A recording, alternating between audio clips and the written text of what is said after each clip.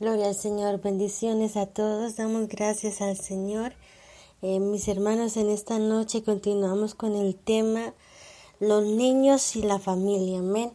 Así que les dejo con el pastor Pablo, bendiciones a todos.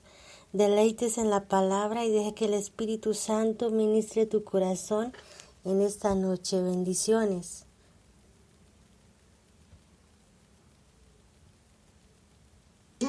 Dios, su estómago. ¿Qué me importa el dinero? ¿Qué me importa los carros y las casas? Cristo murió por mí. Cristo me promete su presencia, su vida, el poder para caminar en novedad de vida. No, hermanos. Sí, se nota que la iglesia evangélica ha crecido, pero es una iglesia por un circo de falsos profetas, siguiendo los deseos de tu estómago. ¿Cuántas iglesias aquí en Latinoamérica, pastores caídos en el pecado? Personas viviendo, miembros de la iglesia, viviendo en inmoralidad y fornicación y adulterio. Entras en la casa de un evangélico en el día de hoy. No tiene ídolos, no tiene María, no tiene José, no tiene San Pablo, pero sí tiene un televisor que está contaminando toda la casa con películas y otras cosas horripilantes, horribles. Nosotros, los que creemos en el Señor Jesucristo, nosotros debemos ser un pueblo santo, no un pueblo legalista, no, jamás, pero un pueblo santo, un pueblo inocente, un pueblo que no piensa en cosas como prosperidad física, sanidad física, casas y carros y poder para ganar tu vida en esta vida. Jamás.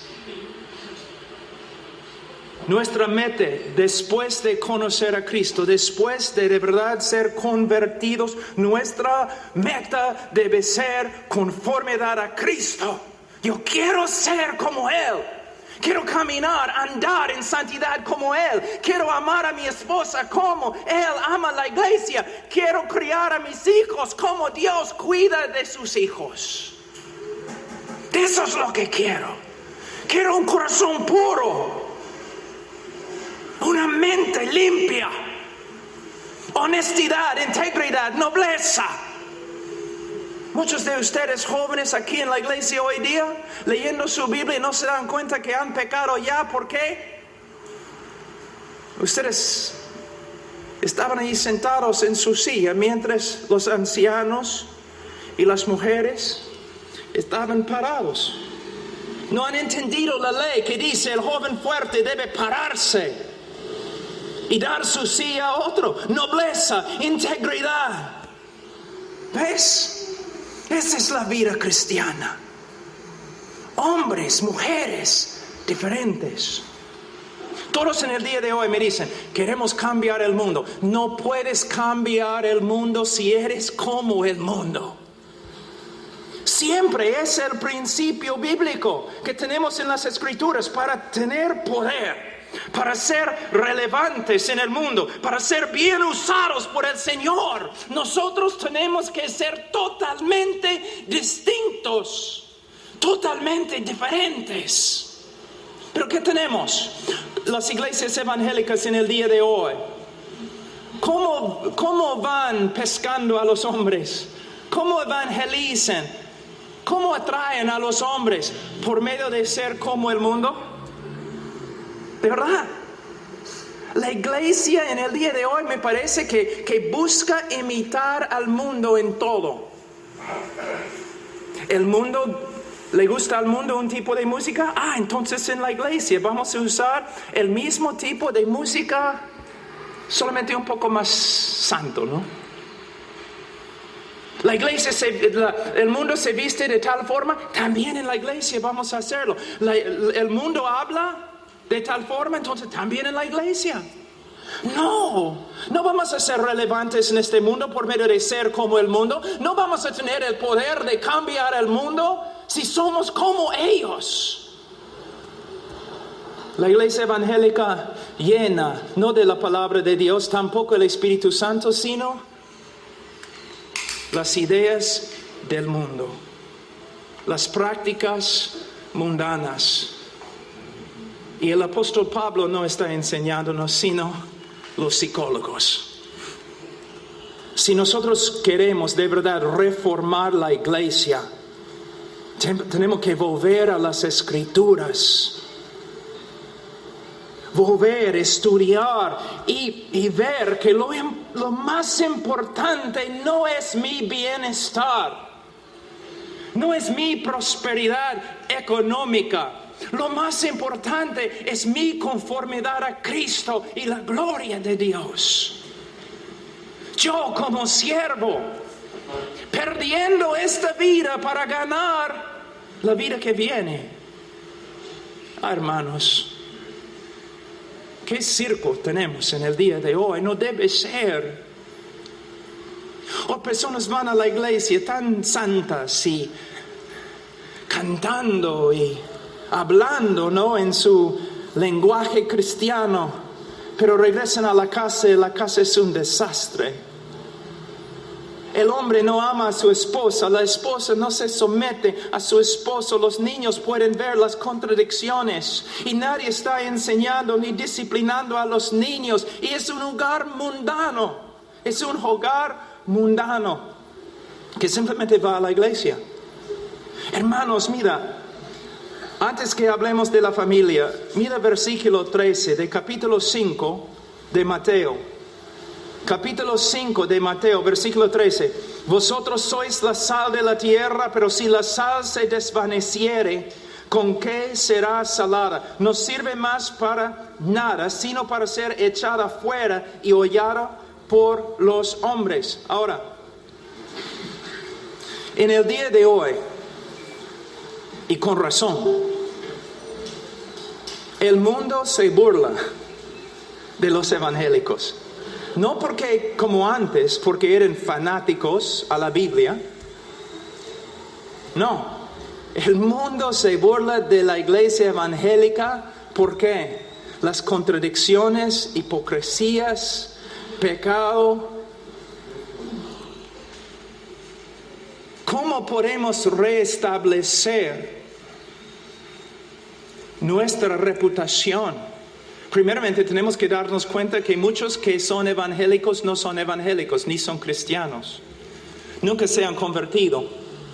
¿Por qué nunca se han convertido? Porque en sus iglesias no se predica el evangelio, sino un evangelio reducido que dice algo así: ¿quieres ir al cielo? Sí, entonces repite esta oración después de mí.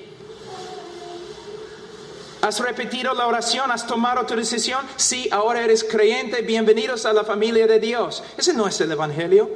El evangelio es que todos los hombres son pecadores y Dios es justo. ¿Y cómo puede un Dios justo perdonar al pecador y todavía ser justo? Y la única respuesta se encuentra en la persona de Jesucristo, quien en la cruz llevó el pecado de su pueblo y experimentó la justicia de Dios en su lugar.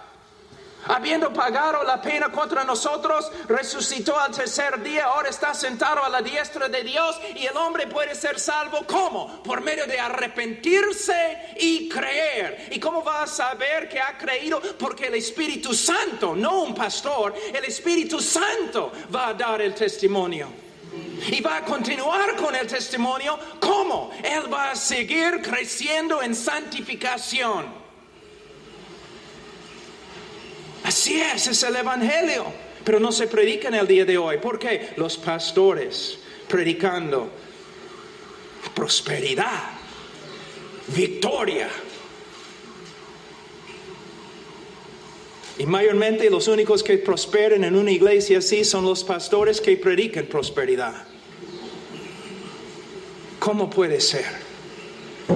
Pero después de confiar en Cristo, ¿en qué debemos pensar? En ser como Él. Él es el maestro, nosotros somos discípulos. Es el trabajo del discípulo ser como su maestro. Y su maestro, nuestro maestro, murió en una cruz. Rechazado totalmente por el mundo, pero por medio de Él y su muerte, el mundo cambió. Pero vamos a volver a nuestro texto, en versículo 13. Vosotros sois la sal de la tierra, pero si la sal se desvaneciere, ¿con qué será celada? No sirve más para nada. Algo muy importante aquí, lo que muchas personas estudian este texto fuera de su contexto. Simplemente piensen en versículo 13 y nada más. Solamente versículo 13. Y usen este texto para decir que debemos ser usados por el Señor para cambiar el mundo, que nosotros debemos ser personas siempre en la calle predicando, nosotros debemos influenciar al mundo. Pero no entienden que este texto debe interpretarse dentro del capítulo entero. Él está diciendo básicamente, hay ciertas propiedades que la sal tiene. Ciertas características que la sal tiene. Si quitamos estas características, no más tenemos sal. Si reemplazamos las características de sal con otras características, aún características buenas, todavía no tenemos sal. Y lo que él está diciendo es lo siguiente. Hay características del discipulado verdadero, de un discípulo verdadero. Si estas características no se encuentran en nuestra vida, creciendo, desarrollándose, es muy posible que no somos creyentes. Pero a la vez, está enseñando la iglesia, si nosotros de verdad queremos ser sal, queremos ser una influencia para cambiar al mundo para el bien, entonces necesitamos estas características. ¿Y cuáles son las características? Capítulo 5, versículo 3. Los pobres en espíritu, dependencia total en Dios.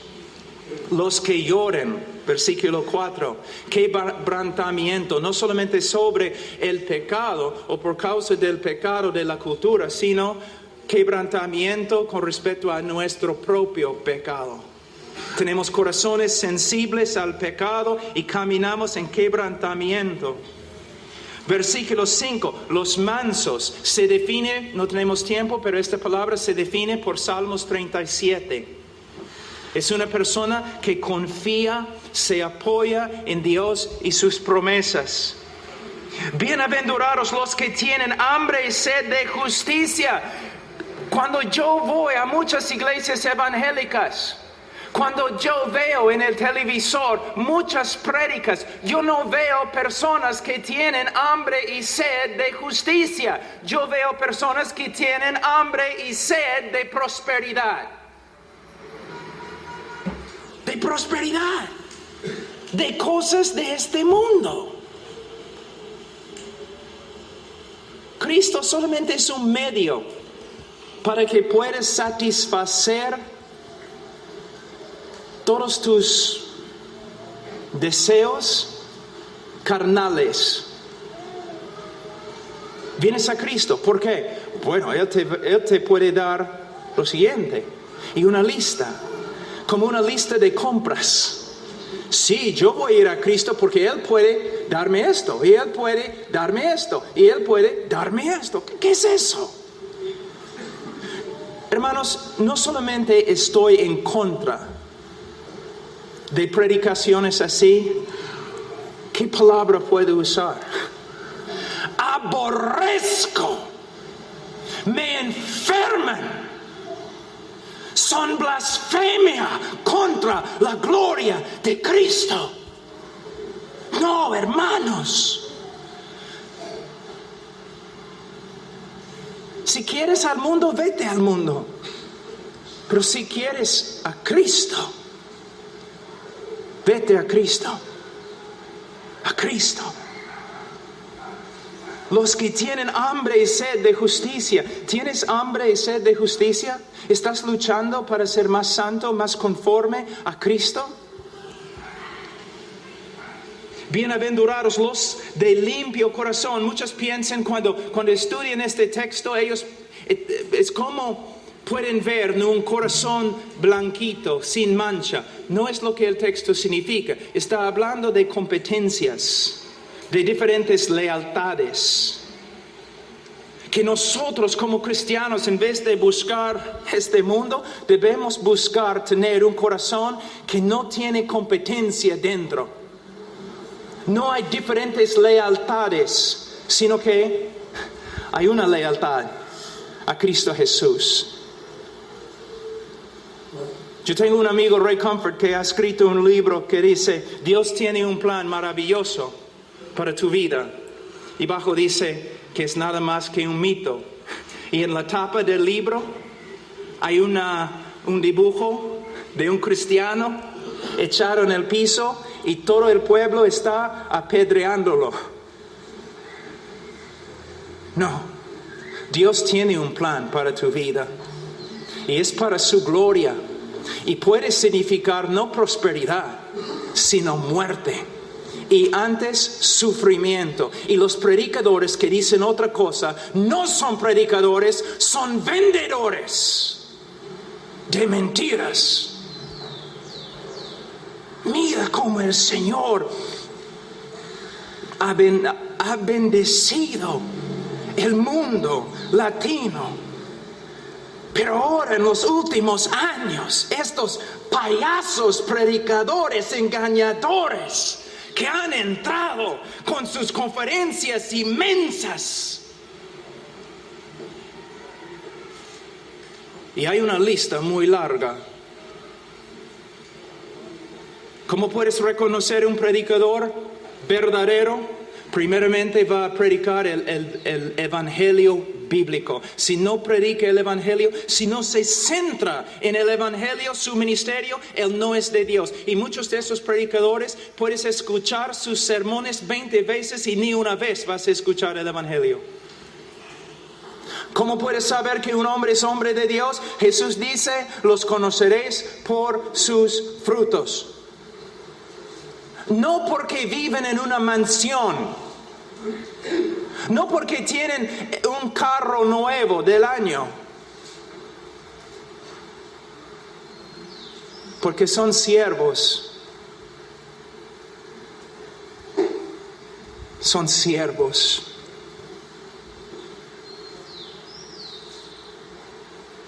Muchas veces cuando vengo acá, personas se me acercan y me dicen, pastor, no puedo creer que después de la prédica tú estás aquí hablando con gente, pero yo tengo 10 años en mi iglesia y todavía no he podido sacar una cita con mi pastor, porque los pastores son reyes, los pastores son apóstoles, los pastores, es una mentira.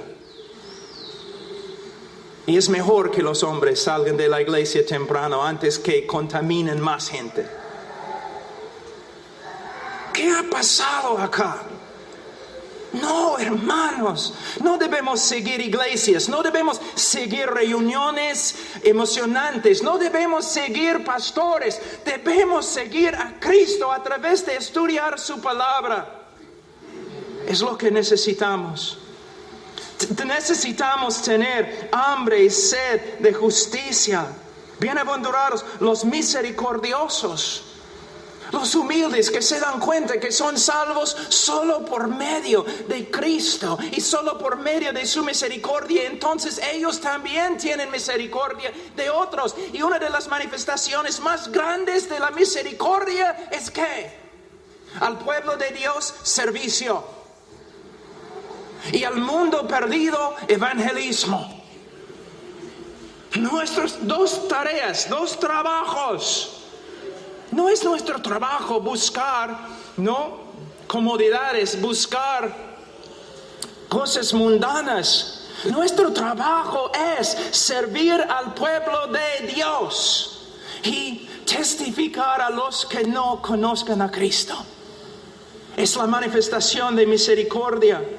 Bienaventurados los limpios de corazón, bienaventurados los pacificadores. De nuevo, debemos ser como los que construyen puentes entre Dios y el pecador, tratando un ministerio de reconciliación, andando por las calles, en el trabajo, en la familia, en la escuela, en el colegio, en la universidad, por todas partes, con un ministerio de reconciliación, predicando el evangelio para que todos vengan a conocer a Cristo. Y bienaventurados los que padecen persecución. ¿Por qué los predicadores nunca predican este texto? Los que buscan la piedad, los que desean ser piadosos, sufrirán. ¿Por qué no predican así? Hermanos, esta vida es tan pasajera. Vivimos solo para servir a Cristo. Solo Él. Solo Él. Y si somos así, entonces sí podemos ser usados por el Señor para cambiar el mundo. Entonces, antes de hablar de la familia, yo tengo que hablar del carácter. ¿Por qué? Una persona que no sabe mucho de lo que la Biblia dice con respecto a la familia puede hacer bien si tiene el carácter de Cristo. ¿Te das cuenta? Pero una persona que sabe todo lo que la Biblia dice, que no tiene carácter, él no puede manejar, administrar una familia. Ahora vamos a empezar Efesios capítulo 6.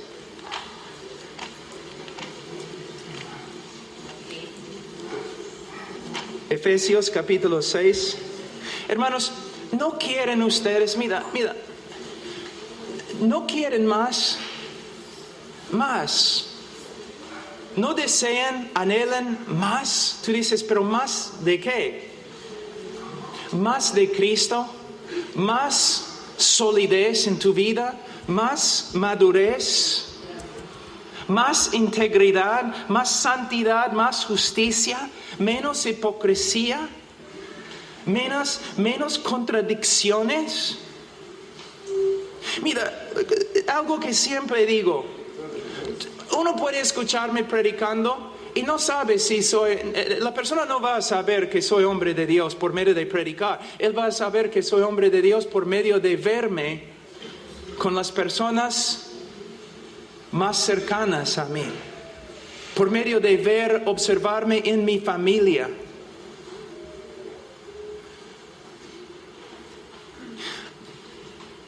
Muchos de ustedes, muy sinceros, van a la iglesia domingo. Sinceros, no estoy hablando de hipócritas ni nada, pero sinceros. Muchos de ustedes van a la iglesia. La alabanza es bonita. La prédica quizás es edificante.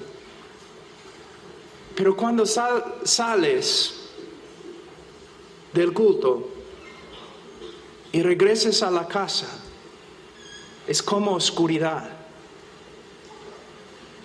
Hay peleas,